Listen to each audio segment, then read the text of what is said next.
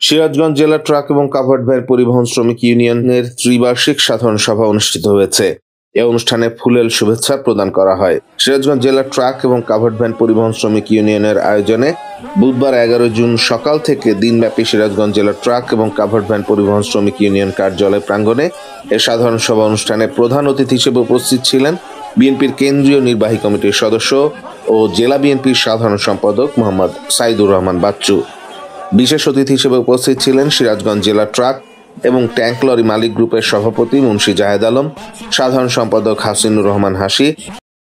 এ সময় আরও উপস্থিত ছিলেন বাংলাদেশ জাতীয়তাবাদী দল সিরাজগঞ্জ জেলা শাখার ভারপ্রাপ্ত সভাপতি মোহাম্মদ বিশা শেখ এবং অন্যান্য নেতৃবৃন্দ। তখন রাজত্ব কেড়ে নিতে পারে, যে আল্লাহ যাকে খুশি তাকে সম্মান দিতে পারে, আবার যখন খুশি তখন সেই সম্মান কেড়ে নিতে পারে।